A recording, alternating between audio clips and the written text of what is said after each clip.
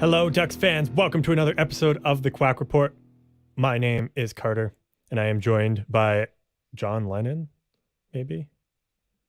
It is Wednesday, my dudes. Ah!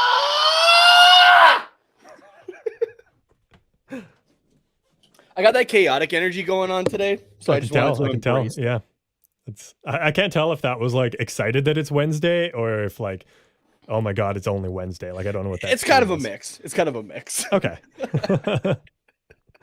Fair enough. Oh. I mean, we got the Stanley Cup final on tonight. Yeah, so we do. And you want to talk about chaotic energy? That game so far.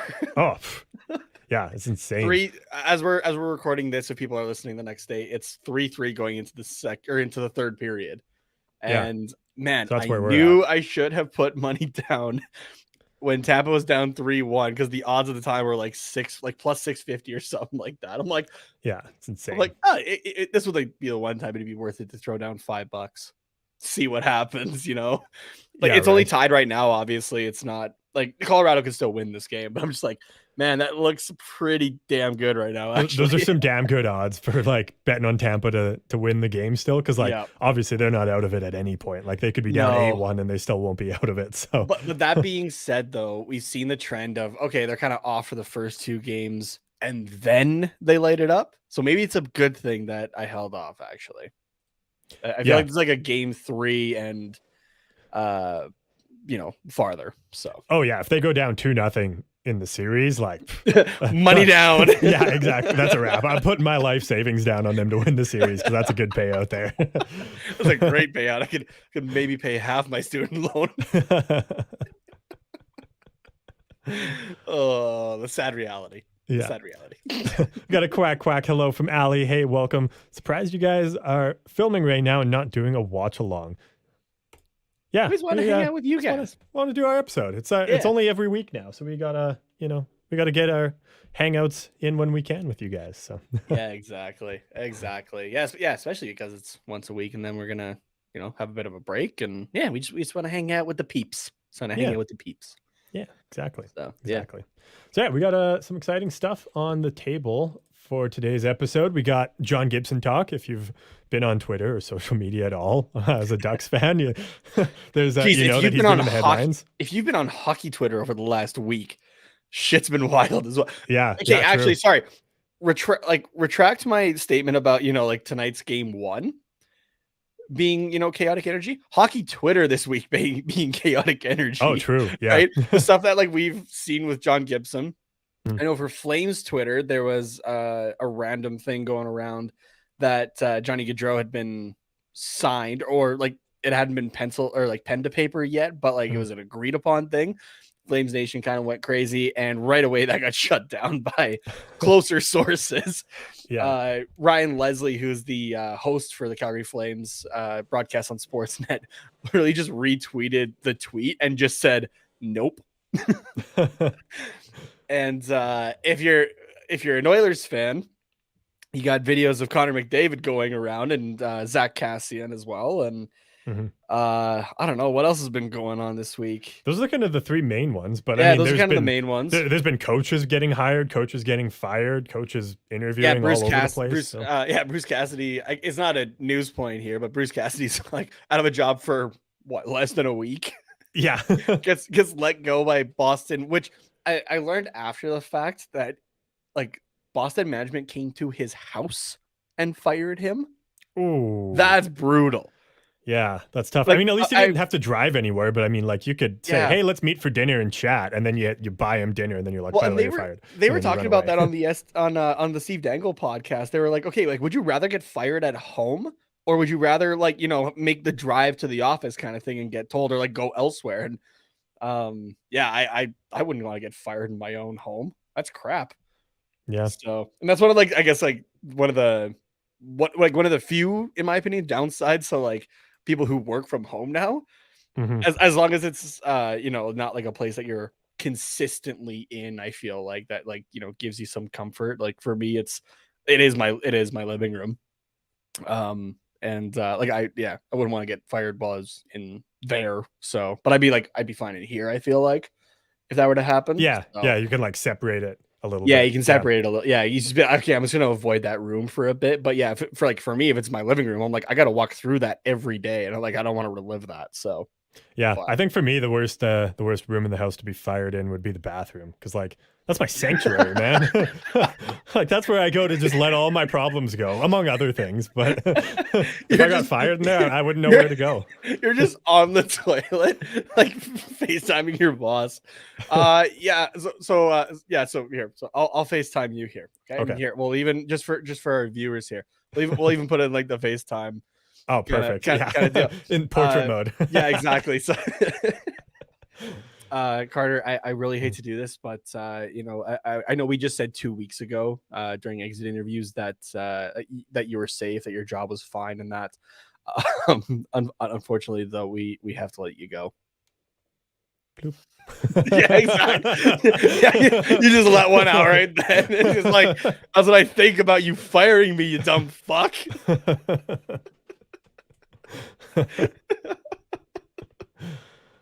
Uh, How awkward but perfect would that be, though? oh yeah. I mean, I would really only answer a FaceTime call if it was like you or like my girlfriend. If like when I was in the bathroom, like if it was my boss, I would be like, that can wait. So. Yeah. Oh, I had the one time that my girlfriend was like FaceTime calling me while I was in the bathroom, and I straight up, okay, I know she's not going to be around people or that sort of thing, so I just straight up did like the above shot, just sitting there. Hey, how's it going? She's answering, what the fuck? Oh man. Well, this got off the rails. We went real from quick. we went from hockey Twitter's been chaotic this week to I've just like, imagine FaceTiming on the toilet. Yeah.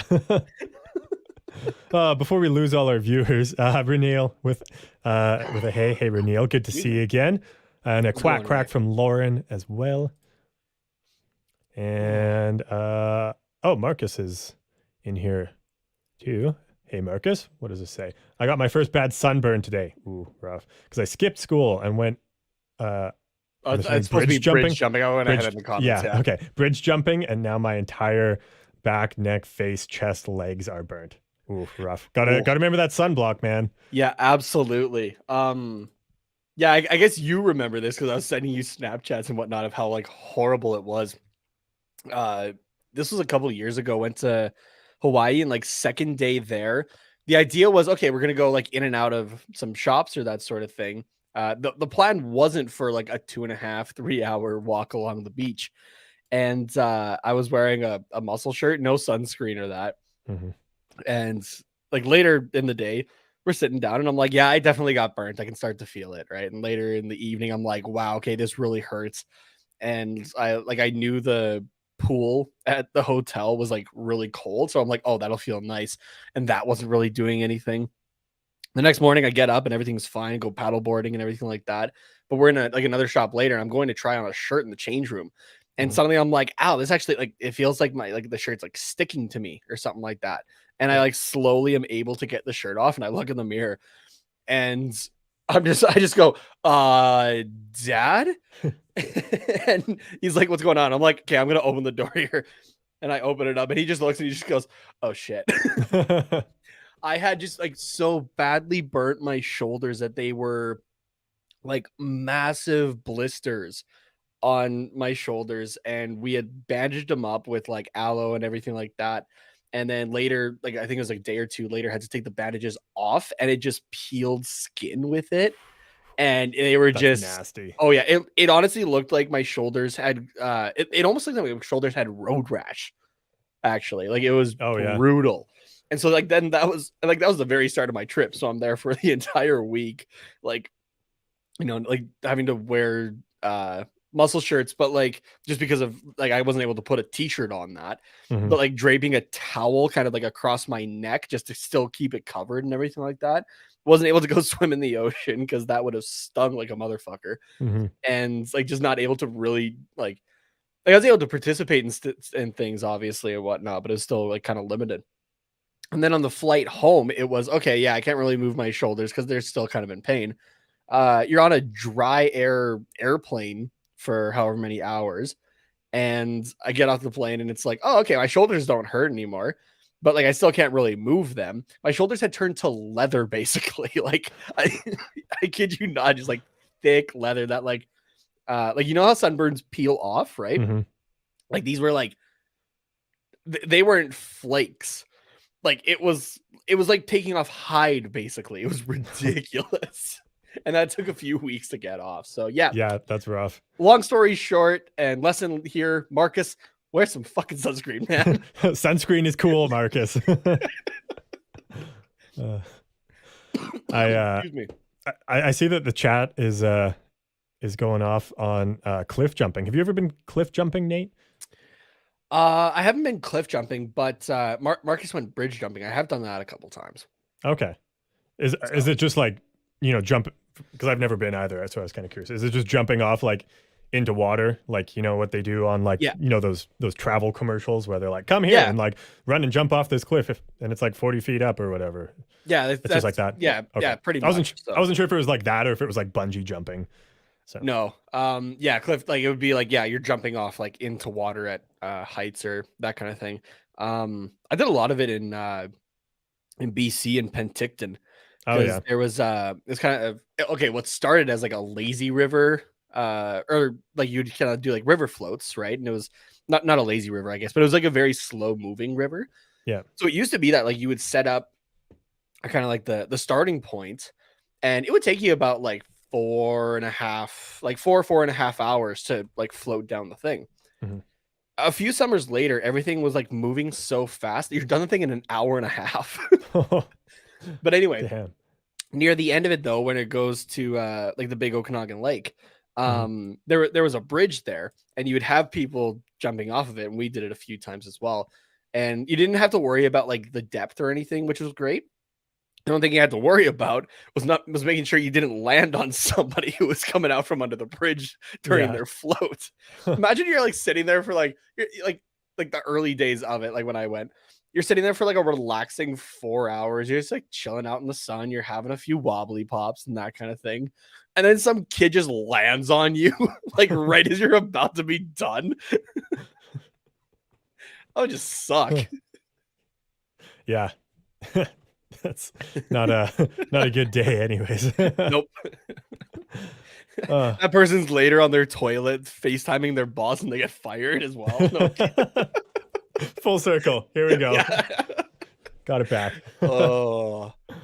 All right. Now that we got it back, do we want to get into what we actually want to talk about? Yeah, that's like 15 minutes into the episode. That's what I was trying to do. I was like John Gibson, and then we got into hockey Twitter, and then we got off like. And then it was like so okay, we're talking about like bridge jumping and sunburns. Yeah. So yes, John Gibson. Then we're going to talk Mason McTavish. I saw Ali's already commented on that, so we will of course talk about him, and then get into the Stanley Cup final matchup and some what's quacking. And I think that's it. Yeah. So gonna be all over the place, but yeah, let's yeah, you're right, like 15 minutes in, enough sunburn talk. Let's talk about our boy John Gibson.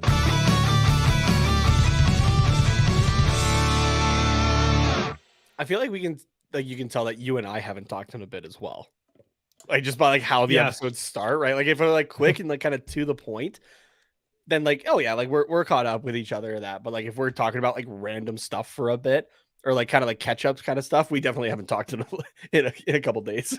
Yeah, that's honestly, all it takes is like 1 or 2 days, honestly. Yeah, and honestly, I think it's since last Wednesday since we've actually chatted. No, we've talked since then. Have to have. Are you sure? Because I was gone this weekend. I was gone from Thursday until Monday, so I don't know when we would have chatted. Because we didn't talk today. We didn't talk Tuesday. Maybe Thursday morning. Yeah, it was Thursday, and I sent you a TikTok on Friday. Yeah, so that's it. Yeah. Okay, sorry. I got one more thing, actually. Okay. It does relate to the show, at least. Just to go off of last episode here. Mm-hmm. So, because I'm just seeing like your text. Your second business option is if you had to fight multiple chickens a day. For those who remember, we were talking about would you rather fight an orangutan with a sword once a year, or every time you enter your car fight a chicken? Yeah. Carter had picked he was going to fight a chicken. I picked that I'm fighting the orangutan. So Carter had texted me here. Business option number 2: if I'm fighting multiple chickens a day, some of them got to be warriors. I could sell them to South American cockfighting rings. But yeah, I mean, why not? But we did have somebody weigh in themselves, as like for the conversation here, and that's Allie, who, if she's still watching, so yeah, she had messaged the Quack Report on Twitter. Need to weigh in on the orangutan versus chicken debate. Carter should definitely choose the yearly orangutan because they're going extinct anyways, so he'd only have to fight one like maybe 10 times. Oh man. Got too real. I was like, I didn't know they were going extinct. That's sad. And she goes, so maybe no fighting orangutans. Yeah, no. And if you do, like, you can't win. You got to let them win. Give them. Yeah. Give them an ego boost. I'm just gonna put him. You can still win. You just put him to sleep. It's not. It doesn't have to be a to the death fight. No, yeah. No, I know, but like, I'm just saying, if you put me in an orangutan in an arena with a sword, like, chances are somebody's getting stabbed, and I hope it's not me. No, you can just slightly maim. Yeah, but like, I don't know. Then, yeah, I wouldn't want to. The orangutan's got no arms. He's still got a life. Yeah, but like, if you don't have any arms, how do you make baby orangutans? Because he's got legs. You know, I don't really know how orangutans, do the thing. They're mammals, dude. Well, no, I know, like, generally how it works, but like, I don't know if they have to like do a public display and like make themselves big. And like, if you don't have arms, like, how do you make Carter, yourself when a big? mommy orangutan and a daddy orangutan love each other very much.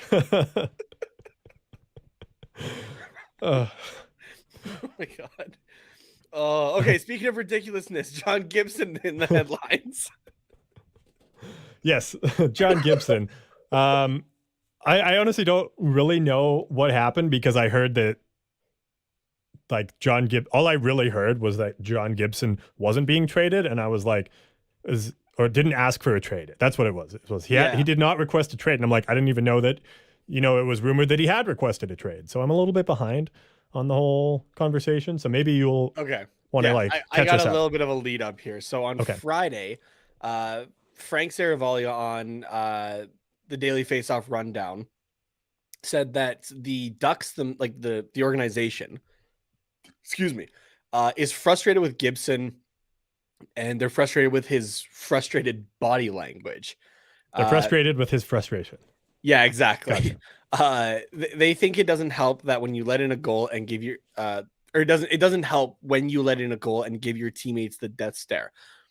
100% I agree, and I think I brought that up a couple times because I remember I forget who they were playing, but there was a goal in like I think it was in like the first minute and a half or 2 minutes, right? You still have the entire rest of the hockey game to play, and it wasn't even from what I recall, like, it wasn't even a goal that was like anyone's fault.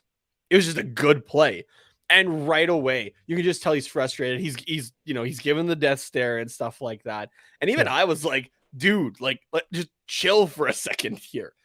I understand competitive nature and everything like that, but yeah, it does reflect poorly. I 100% understand if if not that I'm saying that Frank Saravalli is not to be trusted. He's one of the guys that I look to for looking for, like, he knows the stuff, true stuff. Yeah, exactly. But I don't even remember what I was gonna. I don't even remember where I was going with that point. Basically, if that's okay, now I remember. This is gonna be a wild episode. Oh yes. It's been 20 minutes in when we haven't said anything of value yet. Yeah, exactly. I'm not doubting that Frank Saravalli, got this information from the Ducks or someone within the organization, right? Yeah. I was kind of surprised that. Actually, no. You know what? Because we know how tight-lipped the Ducks are. It's part of the things that make this show honestly somewhat hard to do sometimes, because we don't hear. There's not really a whole lot of rumors or anything that come out of the Ducks organization. If this is getting out there, it's got to be intentional. Yeah, there's some truth to it, or it's something fabricated to like gauge the market on John Gibson. And that was an idea that was going around as well. It's like, what if this kind of goes out and teams are like, oh, hey, like, we'll take them off your hands or something like that. Yeah. So like this from Allie caught me off guard. Ducks don't have lips, they have bills. Yes, they're very tight build. Tight build. There you go. And that could go one of two ways. They're tight build with their mouths. They're tight build with their dollar bills. There you go. There you But go. maybe that changes now with Pat Verbeek because he's got a shit ton of money that he can play with this year. Yeah. Which I'm still very excited for. It was Gibson's agent that came out then and said, no, Gibson hasn't requested a trade. This is, all speculation. Is that right? No. Okay. So yes, partial. But how this all started was then Nick Alberga, who's another guy who doesn't, from what I can recall, doesn't normally get a whole lot of things wrong when he's given them. Yeah. He tweeted on Monday morning, hearing that Ducks goaltender John Gibson is open to being dealt, and belief out of Anaheim is he's informed the club of such. Okay. Now, this was followed up by Ryan Novansky. I'm sorry, Ryan. I'm butchering that name. Who said he just spoke to Kurt Overhart, John Gibson's agent. He said there's been, quote, no discussion on Gibson's desire to move. There's no truth to that. Interesting. So, and there was more from Eric Stevens on it as well. Yeah, basically saying like, no, there's no truth to any possibility right now of Gibson leaving from what they know. So, okay. But that's no fun to talk about on a podcast. Exactly. So, but it made it like that morning though, that Monday morning and afternoon was whoa. Okay, we're good. Yeah. I mean, false alarm potentially. There's probably a little bit of truth to both sides. It's kind of like the he said, she said thing. Like the truth is somewhere in there. Like John Gibson probably talked with somebody within the Ducks about a trade. Yeah. To some extent, like the words trade involving John Gibson were uttered somewhere in there. Yeah. Yeah. It's just whether it's like a, Pat Verbeek, hey, John, are you open to going anywhere? Right. Yeah. Like give it like he has a 10-team no trade. Yeah. So that's 21 other teams that he could go to because obviously you're not counting Anaheim. He's able to get moved almost anywhere. Relatively easily. Yeah. But there could still be the question asked of like, would you be willing to go somewhere, right? Yeah. Part of me wonders if it's like I think it was Ryan Getzlaf not like this last trade deadline, but the one the one before, where he was like, if you can get something for me that will help the team, I'd be okay with that. Now I feel like that's a bit of a different situation though, because you have Ryan Getzlaf in like the last, what could have been the last year of his NHL career, right? Turned out it was this year. Yeah. But then you have John Gibson, who is right in the prime of his career right now, still has 5 years remaining on his deal. Yeah. A little bit different situations where Gibson would more be like, yeah, send me somewhere that I can get a fresh opportunity. Yeah, for sure. Right. Rather than I care so much about this team, like as much as they've, done a lot for him as well. Right. I care so much about this team. If you guys can get something good out of this, send me elsewhere. Yeah. I think my kind of headcanon for like, if it was that sort of situation would be if Gibson said like, I know this team has a lot of like growing to do. Like we're obviously in full rebuild mode. So if dealing me somewhere gets a package that will help the team long-term, then I would be okay with that. And I think that might kind of be a couple years in the finals. Yeah. Yeah. And I think that's kind of like maybe his motive for saying something like that. Obviously, like this is entirely speculation and me just making shit up that I think could fit. And like, isn't Gibson directly asking for a trade? Because that's what they said. They said Gibson did not ask for a trade out of Anaheim. So if he's talking about a trade, it's more, I'm not requesting a trade, but if a nice one happened to just fall into Pat Verbeek's lap, Gibson wouldn't be mad about it. Yeah. That's kind of what I think. So I don't know, man. Yeah. Like rumors picking up out of Anaheim is not something we normally see. This is going to be an interesting offseason. Which makes me think, like, if there are rumors around John Gibson coming out of Anaheim, and not just like, random ass people saying like, oh, here's what a John Gibson trade could look like. Here, let's have John Gibson go to Pittsburgh because Pittsburgh needs goaltending and John Gibson is from Pittsburgh. Remember that one from like a year ago, or even like just a couple months ago? Yeah, this is from like actual sources, like actual reporters, Yeah, it sounds like usually don't give a shit about Anaheim. Yeah, it was within the Ducks organization. So Ryan or Nowitzki, I'm just going with Nowitzki, had followed up his tweet saying that he had actually inquired to Gibson's agent because of he's a Devils reporter. Okay. And the Devils are obviously needing a goaltender. So that's why he reached into it just to be like, hey, is there any truth to this here? So like maybe New Jersey kind of goes for him or something like that. But the two teams that I'm seeing that he's already kind of been tied to are if just by like needs and that kind of thing. Toronto and Edmonton. Yeah. Now, I mean, those are the most vocal markets for us, right? Yeah, exactly. But now I'm just going to scratch off Edmonton right away because there's no way in hell that Anaheim is trading within the division a star goaltender like that. Unless the trade the trade blows them out of the water, unless the trade is, hey, we'll give you Connor McDavid like salary retained for John Gibson. Yeah. It's not happening whatsoever.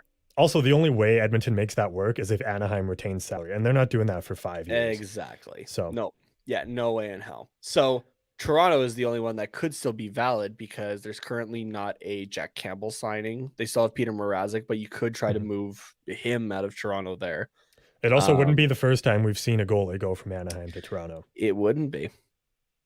There's precedent for it. So, yeah. So it makes a ton of sense. I just think it's hilarious that, Anaheim is just like a goalie mill. It's basically like Toronto's farm team, like for goalies. Like, they're like, hey, Toronto, you had a good thing with, we got one. You had a good thing with Freddie Anderson. John Gibson, here you go. Yeah, we gave you Freddie, but you know what? This is Freddie Anderson 2.0. We've learned from our production mistakes. Here's try John Gibson. In like 5 years, we'll toss Lucas Dostal your way. In 5 years, we'll toss the next guy your way. Like it's just never ending. Here, where are we? You need a JS Giguere for a couple of years? Yeah, here you go. Yeah. Have him too. Traded in 2009, 2010. Oh, so, yeah, it really like, is. It's laughable how like bad Toronto is with just keeping goaltenders and like then running them out of town. Like it's hilarious. To be fair, they had Freddie Anderson for what, like 8 years. They did. Like that. That's actually quite a while for a goal. Yeah, and then they ran him out of town, and now he's like, and then he was like awesome in Carolina. Well, and it sounds so. Toronto did fire their goaltending coach, and it sounds like part of it may have been because Toronto, like obviously saw how he played in Toronto, and then goes 1 year in Carolina and lights it up, All-Star nomination, and everything like that. And they're just like, okay, probably this. Let's get him out of here. Yeah, so for sure. I just to kind of wrap up this John Gibson conversation. I don't think that John Gibson's really going anywhere. No, I don't think he's going anywhere. If he does, nobody in Anaheim is going to be upset about the return. I think Pat Verbeek is a smart guy, and to trade, I mean, until proven otherwise, we'll see. Yeah, I was gonna say you could fuck up a trade like this royally. Yeah, but it's definitely happened. You're not trading. Arguably, I'm not going to say your best player, but your most important player now that Ryan Getzlaf is gone. Mm-hmm. You're not trading that for nothing. Like the return is going to be decent if John Gibson goes the other way. Yeah, you would hope so. Or that Pat Verbeek just kind of sticks to his guns and like, okay, no, this actually doesn't work for us. We're more than happy to hang on to him. So, yeah, the benefit of losing Gibson though is that you get to run Stolarz and Dostal next year. Stolarz is, I think, going to be fine for where the team is going to be at next year. Yeah, and Dostal, you could do a healthy, starts, so. You could do a healthy 50-50. I feel like, So, but to the in the same way you could run 50% Gibson, 50% Dostal. So. I just want to see what other goalies are potentially available here. just for free agency if you needed like a 1-year thing. There's a lot that are currently unsigned. So now there's a lot that are unsigned, but what are there any that are good? Yeah, that's true. I think Sorokin is kind of the big one that's unsigned and could be really good. Yo, let's bring in MAF. If Minnesota doesn't want him, let's take him. Yeah. Mikko Koskinen has already signed over in Switzerland, so he's off the table there. Darcy Kemper's currently in the Stanley Cup final with Colorado. I doubt, you go that far and go, yeah, okay, see you later. Thomas Greiss is available. Not bad. That'd be interesting. Holtby, no, I think he's hurt currently. Yeah, I mean, he could still sign somewhere.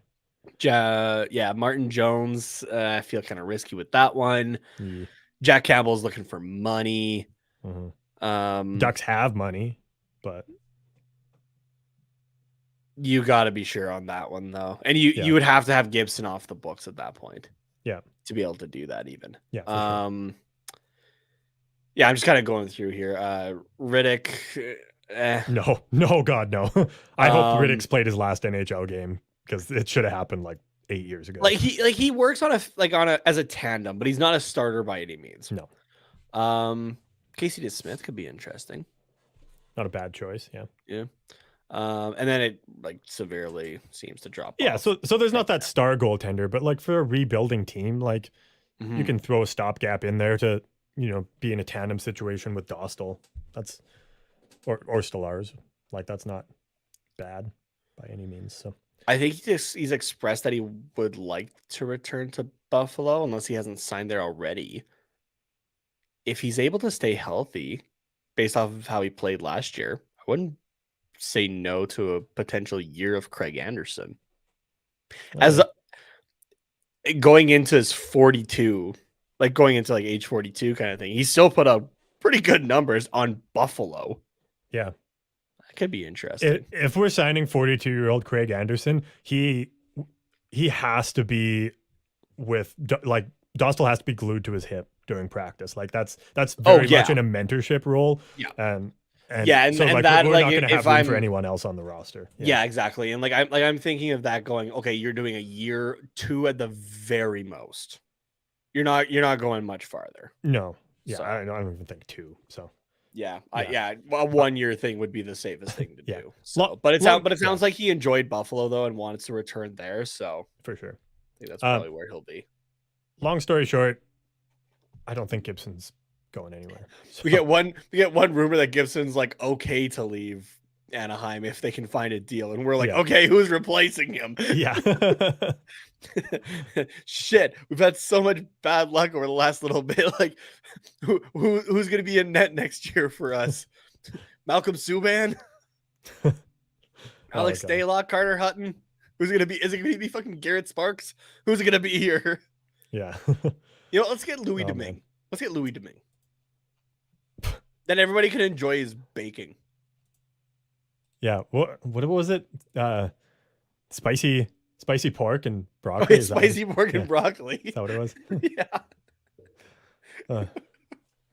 Man, that feels like forever ago. Yeah. Right? That was only that was the first round. Yeah. Okay.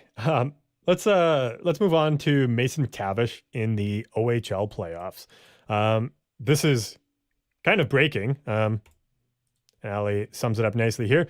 Cannot wait to see more of this dude. 2 goals and 1 assist in Game 7 of the OHL playoffs against Windsor. Yeah, Hamilton Bulldogs took that one 6-1 in Game 7 to win the OHL championship. I don't know what the trophy's called. Maybe someone can help me out there. But yeah, they're moving on to the Memorial Cup now. So very exciting for McTavish and the Bulldogs. Also in Game 5, he had 2 goals. Just wanted to point that out there. 2 points in Game 3. 2 points in Game 1, goal in Game 2. So he was all over this series. The J. Ross Robertson Cup. J. Ross Robertson Cup? Yeah. Okay. Interesting. But yeah, just the OHL championship. That's even what Hamilton has. It's they're 2022 Ontario Hockey League champions and are off to the Memorial Cup in St. John. Yeah. McTavish kind of had a monster playoffs. So just I know you got a little stats. bit. Yeah, just a little bit. So this looks like it was heading into tonight's game. Yeah. Where McTavish, going into tonight, 19 games played, 29 points, 16 goals, 13 assists. And obviously he batted those stats a little bit more tonight. So what did you say, 2 goals and an assist? Yep. So that brings him to 18 goals, 14 assists for 32 points in 20 games. Well, no, 19 if that works. No, 19 games. I think that does include tonight because the Bulldogs swept the first 3 rounds, which is 12. And then round 4 was 7, so that's You're 19 right. games. So yeah. Oh shit. So 19 games is all it took for them to win, and 29 points. Yeah. So, but I think the points hasn't been updated. Oh, okay, yet. Maybe that could be it. So yeah, 32 points in 19 games. Insane. Absolutely. And here, hold on a second. Hold on. Where'd this go? While you're finding that. That's what I was bringing. Gotcha. And as Ali says, that's a big energy move. Or that's or that's it's not. I screwed it up. That's okay. Mason McTavish. What do you have to say for yourself in these playoffs? What kind of move was that? A big energy move. Mason, when you're at the bars tonight, what are you gonna pull? A big energy move. Damn right. Honorary, or no, not honorary. Impromptu. Big dick energy move. There you go. There. I mean, big energy move. A big. Yeah. Just because I was curious, I wanted to know where he sat in the whole playoffs out of he's gotta be top 3 minimum. He's 5th. The fuck? Yeah. Who the hell is outscoring? Who the hell is outscoring that pace? Holy crap! Okay, wait. I want to take a guess. Take a guess. Yeah. Okay, I'm gonna say 2 or 3 are off the Edmonton Oil Kings. This is just OHL. Sorry. Oh, okay. Then no, I got no idea. Okay. Well, 2 of them are his teammates. Logan Morrison, 39 points in that same span. And Avery Hayes with 33 in only 16 games. He was injured and he put up more points than McTavish. Who's this guy? Can we draft him instead? Junior hockey is fucking ridiculous, man. Dude, it's insane. I don't know. It doesn't. Yeah, it's too much work to find out if he was drafted. And then 2 of them were from Windsor, and they played 25 games. So 41 points for Wyatt Johnston and 31 points in 25 games for Will Kyle. I don't know how you say that. But yeah, so on a point per game basis, I think McTavish would have more. But yeah, don't quote me on that. Oh wait, there's a points per game. Let's sort by points per game. That's the way to go. There we go. Can you pull it up? I want to see this too. Oh yeah, sure. Let's show it to everybody. Yeah, that's why we do video. Yeah. Exactly. Oh god, I have 3 OHL hockey tabs open. Oh, it shows you a little preview. That's cute. Yeah, it's this one. Probably need that a little bigger, hey? Just a little bigger. Is that good? Yep. Cool. So this is sorted by points per game. So 2.13 Avery Hayes, which was one of his teammates. Yeah. And then Logan Morrison. Oh, so Mason McTavish is down here actually. 1, 2, 3, 4, 5. When you're 6, sorting by 7, points 8, per game. 9. Yeah, 9th in points per game. Yeah. Jesus. But still, that's 1.53, 1.5 points per game in the yeah, in the or 137. Yeah. No, that's penalty minutes. Oh, penalty. What's my bad? Yeah, 153. Jesus. Yeah. So yeah, pretty okay, I would say. Pretty okay. Yeah. Dear God. So yeah, and then just going by points in 19 games, he was 5th. So I forget the name of the agency, but they're all looking at the screen right now, like looking at the ranks and going, Jesus Christ, they're all Jason Bourne. Yeah. Right. So yeah, excited for this kid to show up next year. And there's no way he's not on the Ducks next year. Like he's not the kid. He's not getting sent to the minors. I don't especially with Getzlaf not around anymore, right? You got to shore up on centerman there. Yeah, he's absolutely going to be up. And this is going to be a topic for later in the year, but the Ducks have such low expectations this year. Like, no, I really like they're not going to be contending. So like, why lower why or higher than last year? I don't know. I mean, it depends on the offseason. Right? Like we're still so early. Like let's see what happens after free agency. Yeah, I'll put it this way: it's going to be a battle between them and Seattle for last in the division. I think. I was about to say or San Jose. Arizona, but they're in the Central. That's right. Yeah, and even then, I don't know, man. We'll see. we'll see. So, I think why not play McTavish is kind of my point. Like, against NHL caliber competition, he's going to make mistakes, but like get him in there and learn early. So yeah, exactly. I don't see a reason to not play him. No, play the kid. Yeah, and please, for the love of God, Dallas Eakins, don't do with McTavish what you did with Zegras. The weird on and off benching. Like that's a good point. Let him play. Let's keep McTavish out so that he plays under a competent coach for a year, and then once we move on from Eakins, we can bring him into a functional system. How about that? Jesus Christ. God, I hope Eakins learned from that. Like honestly, and I hope for B because like you're not pulling that shit. Yeah, under my watch. So we'll see. Only time will tell. See, now I'm just waiting to see if Lauren's still in the chat because I brought up Dallas Eakins. I'm just looking. Yeah. I'm waiting for a rant from Lauren. That's her trigger word right there. Yeah, so exactly. we'll see. We'll give her a couple minutes. We'll take a short break here. So Dallas Eakins. Dallas Eakins. Yeah. Even if she's not listening, she knows. Yeah, exactly. Yeah, we'll take a short break, minute and a half here to talk to, our friends at DraftKings will talk to you. Well, it's Nate, but don't tell anybody. It's me on behalf of DraftKings. Yes, there you go. That's what I'm trying to say. I'm the draft jester. On the other side of the break, we'll embrace the Dallas Eakins slander and then talk about the first game of the Stanley Cup playoffs and do a little bit of late predictions here.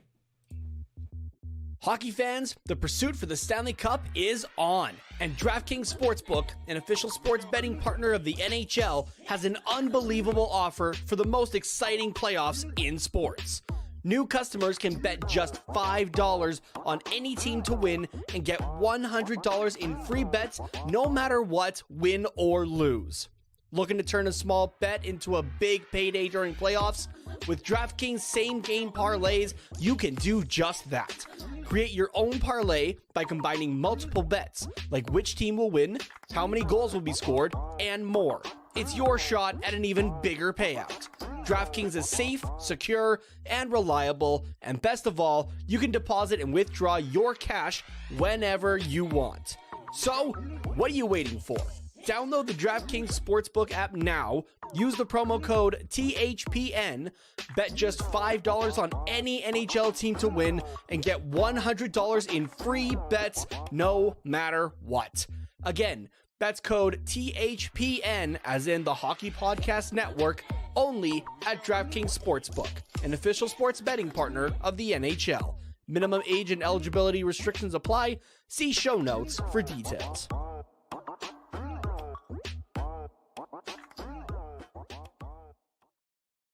A little bit of relevant info coming in from our California insider, Allie, here, that California just voted on a bill to legalize DraftKings and other sports betting. Woo! Oh, almost hit the wrong one. That's pretty cool. There you go. Please gamble responsibly, but man, it could be fun. Yeah. I love making money off the Coyotes losing. Yeah, no, that's awesome. Don't know if it passed though. Okay, we jumped the gun. They just voted on it. I feel like everybody's going with it at this point though. Right? I think so. It's a revenue builder, like for states as well. So yeah, and like there's a lot more things that are legal that are worse for you. Exactly. If Like used alcohol. irresponsibly. So Exactly. yeah, exactly. Or cigarettes, or Yeah. smoking in general, any sort of Exactly. nicotine. So, and I mean, don't get me wrong, gambling you can have your issues with that as well. Absolutely. But yeah, I mean, like I said, when used responsibly, it can be Please gamble fun. responsibly. Yeah. The down in the show notes, we got all the Phone numbers. helplines and Yeah. stuff like that. So if you're Exactly. from outside, or if you're from a state that already has, gambling. So Yeah. But yeah. Anyways, moving on to the Stanley Cup Finals. Right now, there is how much? 2.5 minutes left in period 3 of Game 1. Scores tied 3-3. Oh, So damn. I want to say potentially overtime, but the amount of times I've seen Tampa Bay score in the last couple minutes to be like, nah, fuck you. Like, And it's always Palat. It's always Palat. for some reason. Yeah. So, and I mean, and they're moving right now. Like Colorado looks terrified just from like the quick glances I've seen. So yeah, they're like, oh yeah, we got this. We got this. Tampa. Oh fuck, here they come. yeah. So, oh, man. Yeah, before we since the game is still tied, before we have somebody score, let's get our predictions in for the series right now. Who wins? Well, let's start with who wins. Who do you think takes the series? I said on the last episode, whoever comes out of the East takes it. Tampa. Fair enough. It's so hard to watch against Tampa, like to bet against Tampa. To bet against them. Yeah. Like watching them play, they just put on a fucking clinic. Like even if they lose the first game, or like even if they look like they're coming out with a rocky start, it's like, okay, like has Tampa finally met its end? And then they just like, it's like something happens, like they'll get a power play and then boom, they're dialed in. Or even just an intermission, like if they survive the first period, like we saw tonight, they're down 3-1, then boom, intermission hits and they're just like dialed in. They're like, nope, we're winning this game. Like they're just a machine, dude. Yeah, Tampa has an offense that will literally give a goaltender a sunburn from the red light going off behind him. A defense that will like collapse and choke the life out of your offense. Mm-hmm. And goaltending that is on its own fucking tier. Yeah. Nobody compares. No. Right? Like the only goalie currently that is even close, Vasilevsky just kicked out of the playoffs in Jasturkin. Mm-hmm. Like for this season at least, right? Yeah. Like you look at that team and you just go, "Yep, that's gonna be a bad time." Yeah, exactly. So like, this is nothing against the Avs because No, obviously not at all. they fucking rolled through the Western Conference, 2 sweeps, and then they almost beat the Blues in 5. But they have 2 Perron had losses. different ideas. They have 2 losses in 3 rounds. Yeah, like, and I mean, you can kind of say the same thing you just said about Tampa about them. Like, they got a high-powered offense. They've got a tight fucking defense that also will add to the offense. Yeah, exactly. In Makar, and then like their goaltending is obviously less than Vasilevsky, but I mean the goaltending is the only thing that's suspect, like in comparison. Yeah, but that doesn't mean that Darcy Kemper and Pavel Francouz aren't good goaltenders. Yeah, it's still they just aren't Andrei Vasilevsky. Yeah, exactly. Like Vasilevsky to Kemper would be like Kemper to me, like that. It's like that's how it looks. Vasilevsky just like shits on every other goaltender, even though they're still like solid. Because who would be the other goaltenders that Colorado had to go through? Mike Smith. Binnington / Husso. I think they both Binnington / and then Riddick Ingram. That's right. Yeah. But I mean, even if it was Saros, like I still think that would have been a 4-0 series. Like I would have given Nashville one. I think I had maybe 5 originally. Yeah. There was the 2-1 game. That Ingram was lights out, and yeah, we would have seen one of those shit the bed after. Yeah. So, okay, now let's talk how many games. Because I've mostly heard 6 and 7 for this. Are you in agreement? Do you have a different take? I kind of do, actually. Okay, I want to hear it first. I want to say Tampa in 5. Not because I think they're just going to steamroll through the Avalanche, but like I think it's going to be similar to let's use the Calgary-Dallas series as an example. Okay. Those were all like close games, right? Yeah. From what I remember, anyways. Like, but by the way, going to overtime, Colorado has 36 seconds left on a power play to start. Yes, thank you. So they were all close games, but both teams kind of ended up taking some that they shouldn't, some that they were clearly the better team in. But with this one, I think not that Colorado can't do this, because we just saw them do it with Edmonton. I would say is they just like find a way to win those close games. But Tampa Bay seems like they're on another level with that. So, I mean, we've already seen it in game one. Final score is going to be 4-3. So I think they're all going to be kind of like this. And I think Tampa has just that little bit of an edge to beat out Colorado. And I think they can do it consistently. So that's why I say 4 out of 5. I'm going with the majority. I'm saying Tampa in 6. Just because I've seen like how Tampa's operated these playoffs, right? They'll kind of take the first couple of games to get into it. They'll feel out the opponent. They'll not intentionally lose, but they'll feel out the opponent here. Yeah. And then they go, okay, we got it. We know how to beat you. Get the fuck out of here now. Yeah. I think a lot of that's John Cooper. Like we always talk about John Cooper when it gets to the finals with Tampa. And I think a lot of it's that, like, he's able to adapt to teams, like maybe not quickly, but like, or easily, but he can. Like and then once he analyze does, and pick out every little thing that he can. Yeah, exactly. So yeah, I think part of it's that, and also like they're a veteran team too, and like Stamkos and Vasilevsky. Really, you could say all those guys are veterans. Like, there's not really any guys that haven't been there before. Yeah, exactly. Like, they all know what's up. They all know how to play. So it's. Yeah, the way that they've been able to like make that team still work as great as they have with because remember, like, they lost their entire third line that was dominant throughout the last playoffs, right? Yeah. Because what was that? Coleman, Gord, and who's the third guy off that line? Goodrow? Yeah. Goodrow. Yeah. And like they've still been able to just like, we lost these guys. We'll bring in some new guys here. We'll get some guys step up. And we're fine. We're fine.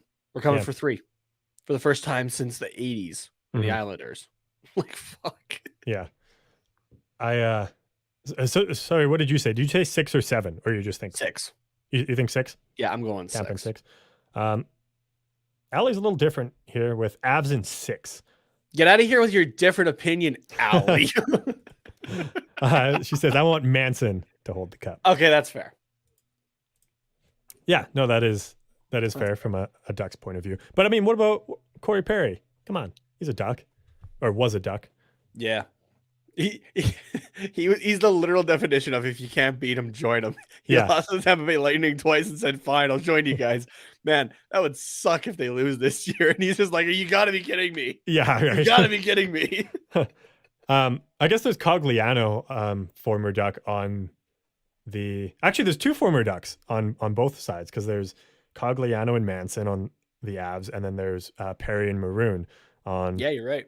The Lightning. So and Maroon's is trying to be the first 4-peat player. I think since the 70s with the Flyers, if I'm not mistaken. Okay. Is the 70s with the Flyers or the 80s as well with the Islanders? Yeah. But yeah, he's going to be he's trying to be the first 4-peat player. Because remember, he was on St. Louis for 2019. Yeah. And then the 2 Tampa Cups so far. It's like, what power is stronger? Is it Maroon's, just ability to, run and get the cup? Is it Maroon's just ability to be there? Yeah. Is it Patrick Maroon? There's something else. Is Patrick Maroon's power greater than Corey Perry's power to lose in the finals? Okay, now if Patrick Maroon is like, he finishes out his contract in Tampa and he decides to go elsewhere and they automatically win a cup, that guy is staying for as long as teams are willing to pay him. Oh, yeah. Like, people will just be like, Patrick Maroon, he's like 55 years old. It's like, we're going to sign you for an NHL contract. Just sit on the bench. We'll play a man down the whole game. we'll still pay $1 million, like $1 million. with the cap, how it'll hopefully go up by that point. Still pay like $1.5 million, $2 million. Just sit there. You want some hot dogs or something like that? You can still keep the Florida man vibes. Like, we'll give you anything you want. A beer on here on the bench. Can we get fucking Patrick a beer over here? Jesus Christ, you guys been through a lot. Honestly, you know what? You could just put him as the backup goaltender. No, because there's a chance he might actually have to play, depending. Yeah, but it'll be 55, so he'll go out and like take a shot, injure himself, and then you just bring in the e-bug. Like, who cares? Fair enough. Just get him on the bench. No, Ali, that's not how this works. Pat Maroon is a coach. No, that's when the magic is gone. He's got to be a player. Yeah.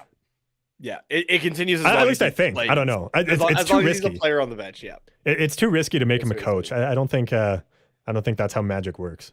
But now, if he were to retire and then go on the bench, and then he, happens to be on a team that wins the cup again, yes, then go for it. Exactly. Go for it. Yeah. Everybody's just throwing their money at Patrick Maroon at that point.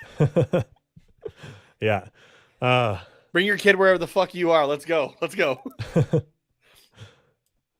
Jeez, if Tampa does this again, just for Patrick Maroon, they gotta buy him a fucking yacht. Oh yeah, doesn't he have a yacht? If he doesn't have a yacht, buy him a fucking yacht. I thought there was yes, buy him like a 4-time Stanley Cup winner yacht. But I thought there was a clip from last year where take Patrick your biggest Maroon, yacht, make it 4 times bigger. Yeah. Oh no, I think it was a Sea-Doo. He was riding a Sea-Doo with the cup. I think that's what it was. Oh, okay, yeah. I'm trying to remember if he was on a yacht or if he was on a Sea-Doo. I think there was one between him and Kucherov. One of them had the cup on a yacht and one of them had it on a Sea-Doo. And I don't remember which was which. All I remember is that picture of Maroon holding the cup and it's got a massive dent in the side of it. Yeah. Dude, you win 4 straight cups. You can do whatever you want to it. I don't care. It's basically yours at that point. Honestly, though. Oh, man. Okay. Anything else you want to say about the finals here? This is like the first time where like there's not really an underdog to this final. No. It's you have the best team in the West and the team who has done it multiple times in a row. Dude, right? I'd even be comfortable saying they were the best team in the East this year, even though they like standings wise they weren't at the top. Yeah, fair enough. They were consistent throughout the whole year. So yeah, fair. Arguably so was Florida, but like I don't like they were still that new team, right? Mm-hmm. So I don't know. I'd be comfortable to back that up anyways. Yeah. But. Yeah, no, that's fair. That's fair. Yeah. I just knew someone was going to be like, well, here's the standings. They weren't the best. No. Fuck you. Yeah. Fuck the standings. I'm arguing with imaginary people. Great. Yeah. Where's my jacket? Where's my white padded room? I'm arguing with Twitter already. Before anybody actually argues with me, I'm arguing with them. Yeah. You're just laying the groundwork. Exactly. Okay. Let's oh man, we got a couple things for what's quacking, but we're gonna just pick one because you know what? Because this is running as a shorter episode, let's pick the longer thing for what's quacking this time. All right. So that next time when we run over, because we'll have a few games to talk about, we'll have the short thing that we can just like slap in there. Okay, sounds good. First we'll take a quick break with a show at the network. Someone that we will appear on at some point soon on their Game Over segment, the Grit and Barrett podcast. To be decided when, but look out for that. So, but here's a word from Richard. Hello, my name is Richard Blosser, host of the Grit and Barrett podcast here on the Hockey Podcast Network, covering the Hershey Bears, the 11-time Calder Cup champions of the American Hockey League, and the 2018 Stanley Cup champion Washington Capitals. Each Tuesday, I recap Bears games, give you Bears news, notes, and nuggets, and all of the hockey news that matters to me, whether it's the American Hockey League, the NHL, or banter about hockey jerseys. This hack brings you high energy, they score! Connor McMichael has ended the game! Unfiltered. Look, Herco's really going to have to work hard to bring back the fan base from this pandemic, because you can't just rely on vaccinations. You have a fan base that is old, stubborn, and very reluctant to change. Not to mention you got to work on bringing back families, and then whatever fan base you can try and get back from other parts of the state. You just can't rely on people coming out from 81-78. You got to work on a fan base that's very, very hesitant to change. And at times, unfocused. Look, Ovechkin is basically the guy who comes into the bar, kicks open the door, and says, "Who ordered a White Russian, huh?" Well, we all know Sidney Crosby is the guy who enters in from the side door, red carpet, VIP, Armani suits, and alligator shoes. That's just the type of guys they are. So join me every Tuesday here on the Hockey Podcast Network for the Grit and Barrett Podcast.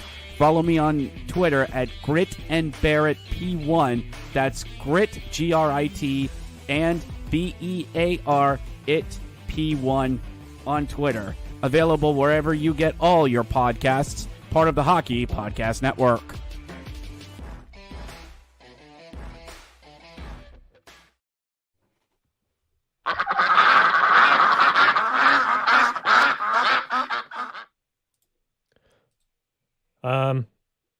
Before we get into that, actually, Allie had a comment here. The Golden State Warriors are 1 game away from winning the championship. And you can bet on on that final as well with DraftKings. Promo code THPN. I'm just going to throw that shamelessly out there. Do it. Do it. Do it. And actually, before we do our quick game here, question from Lauren. I'm happy to share this one because usually she comes at me with the what's the worst thing that you've ever seen the Oilers do? And now that we've won the Battle of Alberta, it's going to shift to what's the worst thing you've seen the Flames do? And I love it. So, Nate, her question for you is what was the worst Flames playoff loss you've seen? Oh, boy. I think you got 2 to choose from. I mean, this year's definitely up there. Yeah. Honestly, I'm going to go 2019 against Colorado. Oh, okay. I wasn't even thinking about that one. Because that one was such high expectations. That was the first division win in a long time. That was, at the time, I think, the best season that the Flames had in forever. It was also the 30th anniversary of the Flames' first cup, and everything just kind of like felt like it was falling into place and whatnot. And then you shut out for game 1 and everyone's on a high. And then Nathan McKinnon just says no. And some new guy that just got brought up from college by the name of Cale Makar. Yeah. Just who's a hometown kid as well. So yeah, okay. I feel like Colorado, like the 2019 against Colorado. And then would it be 2004?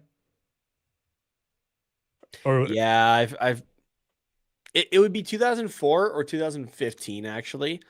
2015 is not exactly because of the playoff loss, but it's more what the playoffs did to the team, and that's given them a false sense of hope in what they had. Oh yeah. So fair enough. And then I go 2004. So, which I do also see a lot of Flames fans who are like, I can't cheer for Tampa, and like still like fuck the Lightning and everything like that. I would argue though that it's like just because of the 2004 final, right? It's not Tampa necessarily that like Flames fans should be hating. It's the NHL. Exactly. Because they're the ones who screwed up that call, right? Yeah. Otherwise, like the rest of the series with Tampa, like Tampa wasn't, from my recollection, like going back watching games for that, didn't really do anything shady or anything like that, right? Yeah. Anything dirty. They were a hardworking team, and the NHL just kind of screwed it over. Also, there's nobody from that team that's still playing with Tampa. No. So, yeah. Long gone. Yeah. But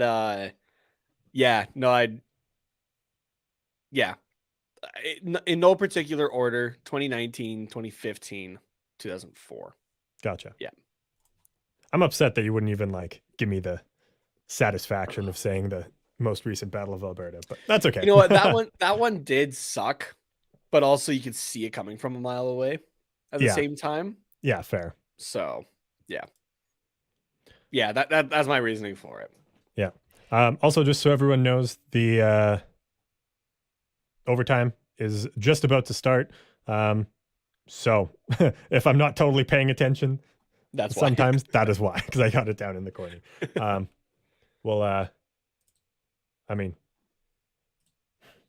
well, no, yeah, we'll do the thing we're all right. Okay. I was gonna say, should we just end it now so we can watch overtime? But no, it's okay. Unless you really want to watch overtime, because I know your computer can't handle both.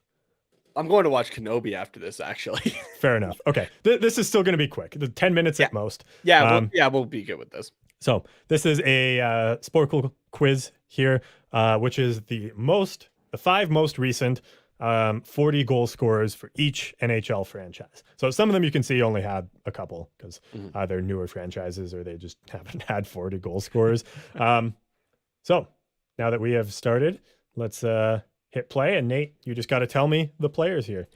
All right. So we'll start in Anaheim, 2013-14. I know that's Corey Perry. Yeah. Got 2 of them there. Thanks. 2006, 2007. And then 2005, 2006. Okay. You could just throw names out at me as well if they're wrong, nothing happens. So. Oh yeah, and I guess it'll show up for other teams too, right? Exactly. Okay, well let's go Winnipeg. No, sorry. It would be Phoenix, Winnipeg, because there's Phoenix, Winnipeg, Atlanta. Yeah. Throw in a Teemu Solani there. Solani. Got a couple there. 3. Oh, actually. there. Okay, Yep. sweet. Yeah. Oh boy. Sorry. We can pause this. Yeah, we can. Just gotta. Yeah, Colorado scored. I think on the power play, the one that carried over. There's an ad. Get out of here. No, get out of here. No free ads. There you go. Colorado takes game 1. Take game 2. It's all Tampa. Yeah, I don't know. Or does Tampa just go Colorado full gentleman goes up, sweep? Colorado goes up 2-0, and Tampa just goes, we got them right where we want them. Yeah. Honestly, still one win, and then they're just like, okay, let's bang out 4. Yeah. So, I'm pretty sure it was still on the power play because I know Maroon was in the box to carry over, but I think it was. Because there was 36 seconds left. Oh no, that was just after the power play. 1:23 into overtime. Oh, okay. Yeah. Gotcha. Yeah, about a minute after. Oh man, Colorado looks loud in there. I just don't have the sound on, but I can imagine. It looks nuts. Damn. Oh, just kind of a broken play too. Oh, is it? I mean, that's probably what it was going to take. Yeah. Yeah, I'll take a look at it after. Yeah. Ooh. All right. Let's okay. go with sorry. the quiz here, and then we can go watch highlights. Yeah. Now I don't have to be distracted by that. There we go. Anymore. Let's bring the quiz up. Let's resume it. Oh, you can't see it yet. Sorry. No, I can't. No free ads. Okay. We got an Anaheim 42 goal scorer from 99-2000. Who do you think that might be? Or do you want to move on? Korea. I mean, it's just a wild guess. It is. Nice. There you go. All right. Moving on. Let's pick another team here. All right. Calgary. I bet you Jerome McGinley has like 3 of those. 4 of them. Okay, 95, 96. Let's go with a Theo Fleury. Yeah. There you go. Hey, look at me go. Oh yeah, that was roll. All right. Let's see. What other teams do I want to take a look at here? Colorado. We got a McKinnon in there for sure. McKinnon. Yep. 18, Sakic will probably be next.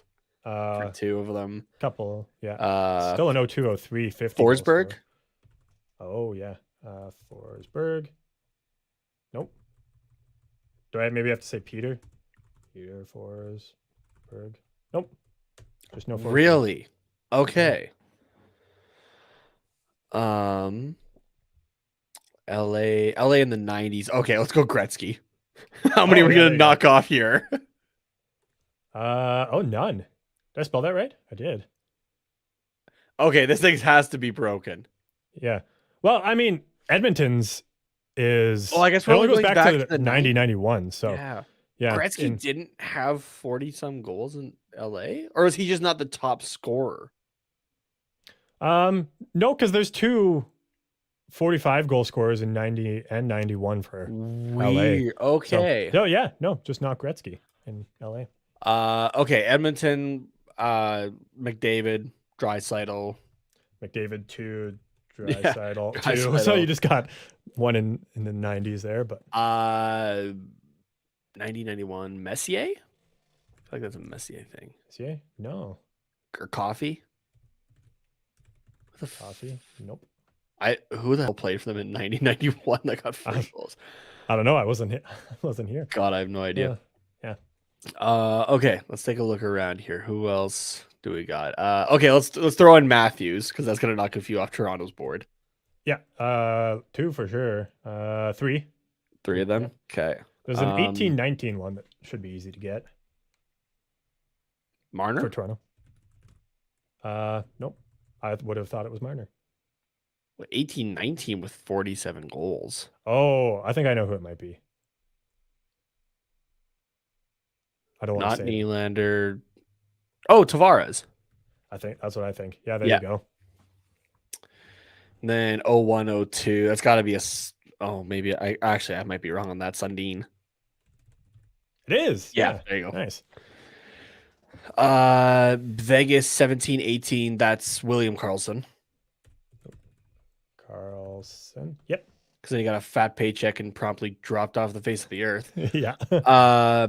Pittsburgh, we're going to throw out Crosby and Malkin, obviously. Crosby 1, Malkin couple. 18-19. Ooh. who do you think that was? Gensel? That's what I think. Gensel. Yep. Yep. And then 11-12. Oh, geez. Yeah. It's not Malkin because he was the same year No. with 50. Who the hell? Oh my God. Okay, no, we're moving on for now. Fair. Ottawa, we're gonna throw out some Alfredson. Alfred, 2 S's. Yep. I think Couple so. of them in there. Danny Heatley is somewhere in here. Oh, I forget who he was playing for at the time, but 50 and 07. Yeah. Just fill out Ottawa. Perfect. Yeah. Perfect. Nice. Tampa, we're going Kucherov and Stamkos. That'll knock off a few. Stamkos and Kucherov. There's one more in 18-19 who also got 41. Oh my God. Hedman?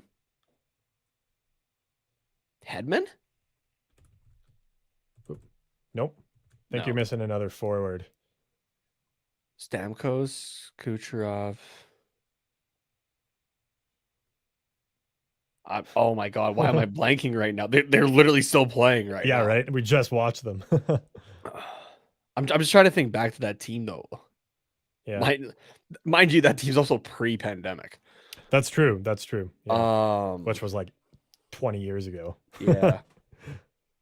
But okay, I only got 4 minutes left. Actually, Yeah. we're time crunched here.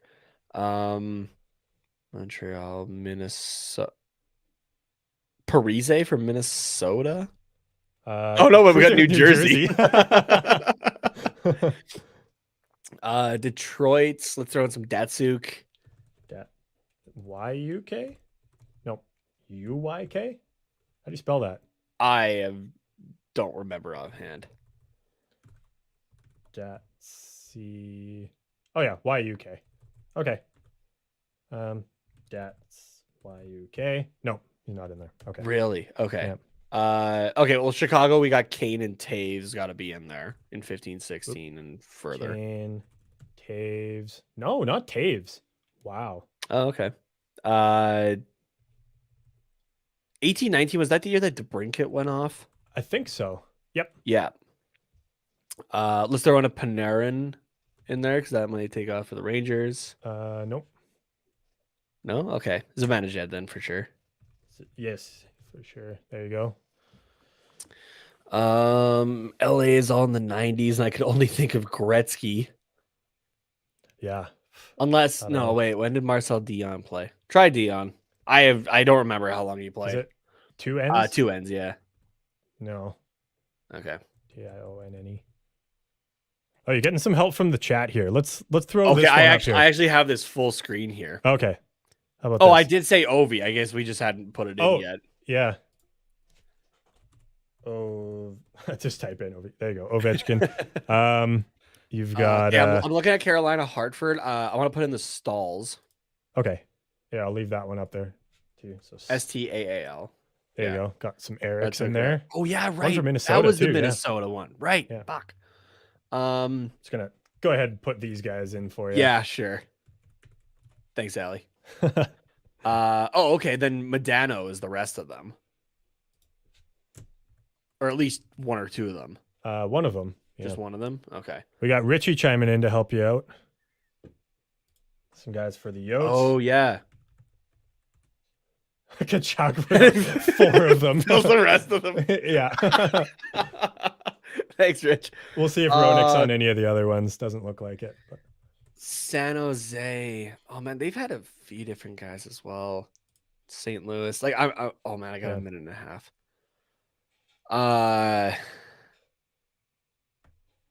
Winnipeg, Atlanta. Okay, let's. Do you have this? Oh, because we did Kane already. Yeah. Do you have to specify which Kane though? Because I don't think so. No. Okay. Let's try Wheeler. Wheeler. Nope. 17-18. Who would that Or be? Ladd? No, 17-18 wouldn't be Ladd, but No. but try Ladd anyway. I did. Yeah, it's not. Oh, okay. Apparently, I'm Scheifele. Scheifele. Nope. Who else played? Oh, I'm gonna help you out with this one. No, not Connor. Really? I thought Kyle Connor would have had. No. Okay, let's go to Vancouver because there's going to be a couple Sedins in there for 2010, 2011. One Sedin. Okay, then Burrows. No. Who else would have done that in 10, 11? Sedin, Burrows. It's not BX, No. Ali says Kessler. There we go. Oh, yep. Kessler. Former Duck there. Okay, I got 15 seconds. Montreal. Oh my god. Yeah, Montreal hasn't it. Ah, Montreal hasn't it. Anybody? Lauren Oh my got some- god. How did I not think of that for LA though? Oh, it's all the 90s. Oh, it's on the isn't it? 90s. That's why. Yeah. Yeah. Yeah, and I guess these guys weren't around. Nope. Oh, that's it. Okay. Okay, so let's see who we missed. So in Boston, we missed Pasternak, and then some old guys. Glenn Murray, Bill Guerin. Yeah, there you go. Cam Neely, Adam Oates. Which fun fact for that? So my uncle played for the Bruins in 93, 94, I believe. Was that like that year of Neely in 50? Mm-hmm. And I recently got the same era jersey that my uncle had worn. I was like, hey, I got this one, and I was wondering who if you know any guys that I should maybe put on it. Neely, Oates, Bork. He just starts naming off Hall of Famers, and I'm like, all right, just fair enough there a little bit. Yeah. Skinner in Buffalo. Oh yeah, right. Because I got him that massive contract that didn't look good at first. Yeah. Probably wouldn't have got Miroslav. Is it actually pronounced Satan? Miroslav Satan? Satan. Yeah. Satan. Okay. Pat LaFontaine. You got all of Calgary. Carolina Hartford. Oh yeah, Jeff O'Neill. Brendan Shanahan. Yeah. And Tony. Okay, yeah, I remember Tony Tony Amonte, but yeah, I wouldn't have gotten that. Oh, Hayduke was the other guy in Colorado. Damn it. Yeah. Damn it. We didn't even touch Columbus, but yeah. No, I didn't even Atkinson and touch Nash Columbus would've yet, but Rick Nash would have been the way to go to start that. Yeah, I'm not sure for Dallas, Minnesota with Dave Gagne and Brian Bellows. No. Like I recognize the names, but Oh, Detroit, yeah. Well, yeah, Shanahan would have got us one in Carolina and then the 3 in Detroit. yeah. And then Zetterberg and Hossa. Yep. Peter Klima for Edmonton. Peter Klima, I got no idea who that is actually. Yeah, I think he was kind of the guy left after Gretzky and Messier left. So Gotcha. Pavel Bure for Florida makes sense. Jesus, I just hit the mic. Sorry. Robitaille for the Kings. Oh yeah. 63 goals in 92-93. God Jesus. damn it.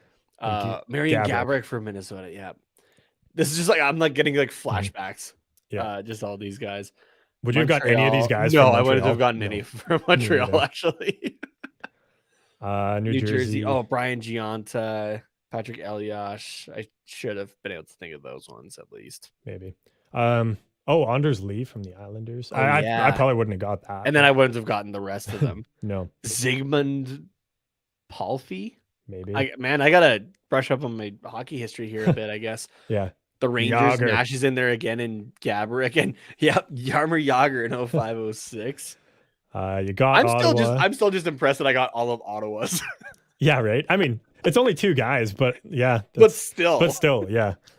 Of all the teams, yeah, Jeff Philly, Carter with Philadelphia, Simone Gagne, and John Leclerc. James Neal for Pittsburgh. Oh, yeah. The San real Jose. deal, who's now headed to the AHL Calder Cup Finals with Springfield. Right. I can't believe you blanked on these San Jose names. To be fair, I did too, but it wasn't that I Pavelski and blanked. Marleau. It was more that like I looked at the years and I'm like, this could be so many different guys. Yeah. And then Chichu, that's a throwback name, and Owen Nolan. Jeez. Yeah. Tarasenko with yeah, St. because that Louis. Chichu year was like that was right after the lockout, and there was a bunch of different rule changes, and Jonathan Chichu just ran with it. Yeah, 56 goals it says. So yeah. Tarasenko in St. Louis, and then Brad Boys, Scott Young, Brett Hull. Oh my God, yeah. Tampa Bay, Braden Point. That was the guy. Oh, that was before I started helping you out. But right. God damn it. If you had said another local guy, I would have gotten that because Braden Point's also from Calgary. Oh, I didn't know that actually. Yeah. Marcus Naslund, oh my, Vancouver, and Todd Bertuzzi. Jesus. And yeah, I should have Vegas remembered and those Washington. ones. Line A was with and Winnipeg, Atlanta. Oh my God, right, Kovalchuk. Atlanta, Kovalchuk. Fuck. Yeah. I mean, that's not half bad though. Yeah, like most of the ones that you missed, you wouldn't have got. And then so there was very few that were like, oh yeah, like why didn't you think of them? Yeah. And I'd say like Line A, Kovalchuk, Hossa, Gaborik, Robitaille. We probably should have got that. Yeah. I'd say Hayduk, Pasternak. Hayduk, I feel disappointed in myself for. Yeah. Rick Nash and Nash Jeff I Skinner. should have gotten to, but I didn't even get around to thinking about Columbus. And then you could say Pavelski and Marleau and Tarasenko. Yeah. So that's like 12 guys. Like if you miss 12 guys, that's not bad. You got 43%, average score is 58%. Sporkle says next time try it without the blindfold.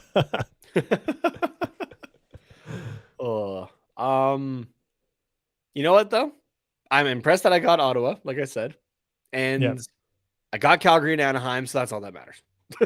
Yeah, exactly. I mean, it looks impressive I that you also got all of Washington, but it's one Toronto. guy. So you got So Toronto, it's which all is one good. guy, Yeah. but I did get Toronto, Yeah, Tavares and Sundin aren't necessarily like, the guys you think of first. So yeah, I forgot that one year that Tavares just decided to pop off. yeah, you should have gotten Point, to be fair, but yeah, you did pretty good. So cool. Yeah, not bad. Probably better than I would have done. I should have done this first off air just to see. I usually do, but yeah, you'll have to try it and tell me how you did. Well, I guess no. Yes, yeah, you know the answers. Yeah, never mind. Yeah, I'll find like a 50 goal scorer one, and we'll see. Ali asks, "Where's Troy Terry?" This wasn't updated for this last year, so because Terry got 40 this year, right? Because you would have also had 3 added for Calgary just for this season alone in Lindholm, Kachuk, and Gaudreau. Yeah. So the last year was 2021, which was just Matthews. So, and Ali, most impressive that you got Washington. Yeah, that was a tough one. Okay. Ali says, impressive knowledge, Nate, and impressive spelling, Carter. Thank you. Thank you very much. We try our best. Nate's got the knowledge. I just know how to spell them all, except Datsuk. I did have to look that up. Excuse me. Jeez. All right. Oh, well, that is our episode there, and I guess we don't have NHL hockey to get back to and watch, but I guess we'll have highlights since we missed most of the game. I got Kenobi to go watch.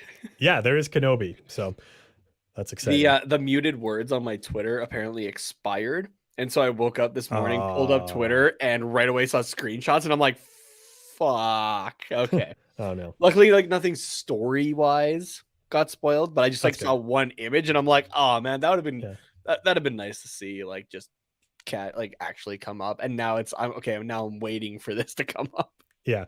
What is it? Episode 5 that they're on? Yeah. And so yeah, next week is the last episode of that series. So I've been really enjoying this. Screw the haters that are going after the actress that plays Reva. I don't remember her name offhand. Racist fucks. And it's also it's the usual Star Wars complaint kind of thing of like, oh, they're doing this, they're doing that. Basically, it's not the original trilogy, and people are butthurt about it. Grow up. Gotcha. So I'm enjoying the series. It's been a lot of fun. That's good. So that's good. Yeah. Allie wants to know, hey, where can I get that cool shirt, Carter? You can do so at oh god, what is it? tqrshop.myspreadshot.com. My spread shop. You said spread shot. Oh. tqrshop.myspreadshop.com, or if you're in Canada.ca is where you can get a Big Quack Energy shirt, among many other things. There's we got tank tops for the summer season. We got bucket hats, which, you know, Marcus, you could maybe use one of those. Yeah, so you don't get might so need sunburned. one of those. But yeah, tqrshop.myspreadshop.com. Yeah. I think the link is somewhere on our profile in Twitter. So it's still in the description, I believe, for this episode as well. yes, also down there. So if you can't spell as good as me, you can just click on a link. It's like second or third paragraph. Just click that. It's right there. Yeah. Go spend your money. Yeah. Nate, where can they praise you for how great those designs look? You can praise me by buying a shirt.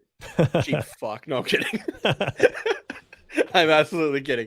No, yeah, you can, if you want to interact with me or that, you can do so on Twitter at Tatenamas, TATENHOMAS.